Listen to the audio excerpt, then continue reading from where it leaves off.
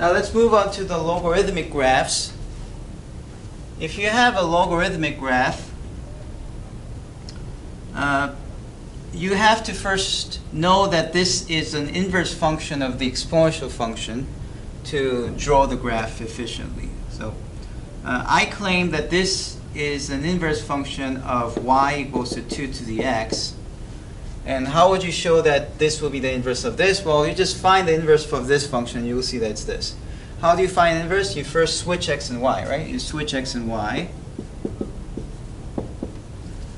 And then you want to solve for y. How do you solve? You apply log of 2.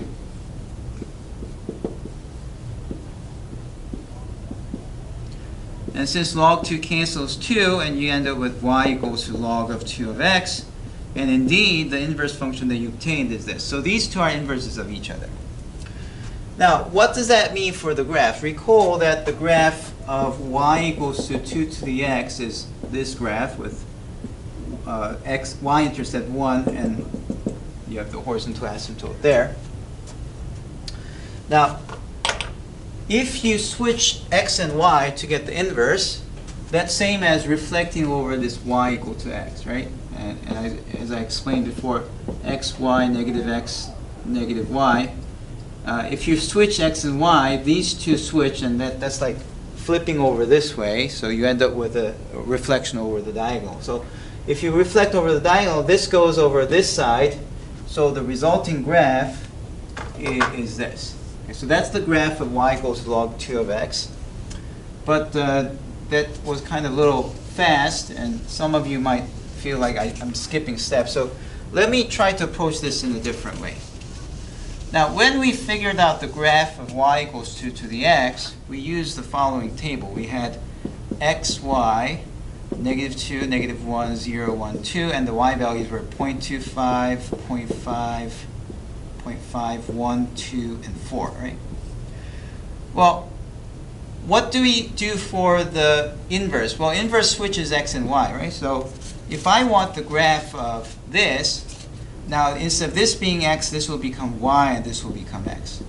So I can plot 0.25 comma negative 2, 0.5 comma negative 1, 1 comma 0, 2 comma 1, and so on and so on. And that will give me the graph of log of 2 of x. So let's draw that.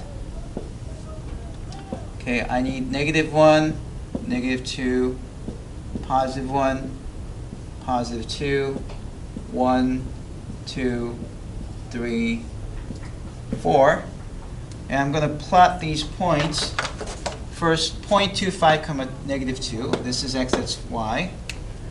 0.25 is like, this is 0.5, that's 0.25 comma negative 2, so you have this point.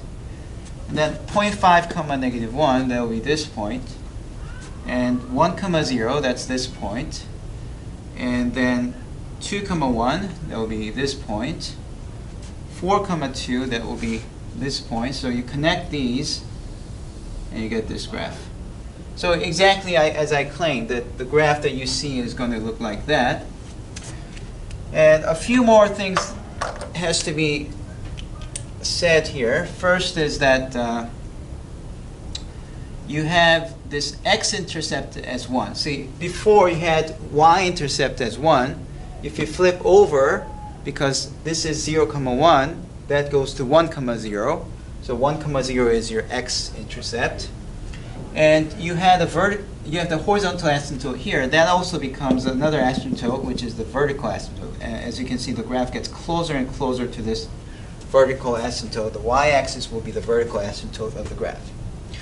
Now, moreover, you can talk about the domain and range.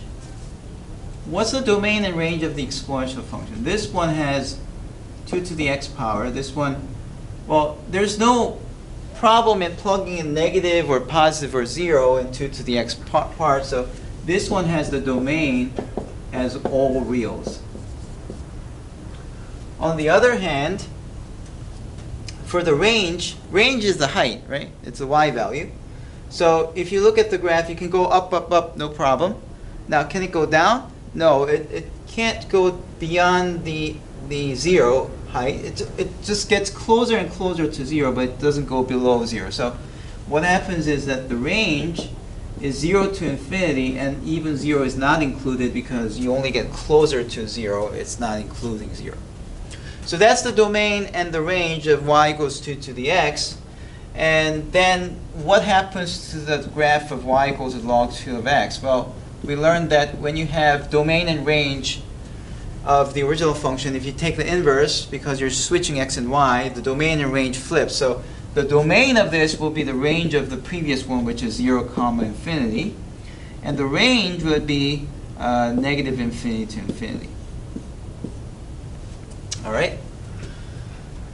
Okay, now finally, let's try to think about what this means. So in addition to drawing the graph, I want to make sure that you understand what this means.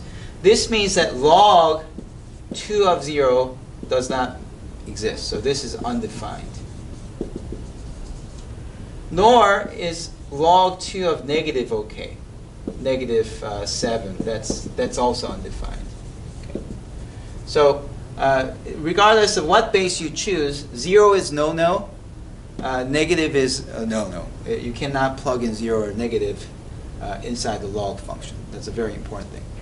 Now to summarize, we have found that if you have, in general, graph of y equals to log base a of x, well, we only did it for a equals to 2, but this is true in general. You always get this graph with 1 as the x-intercept, and there's a vertical asymptote here.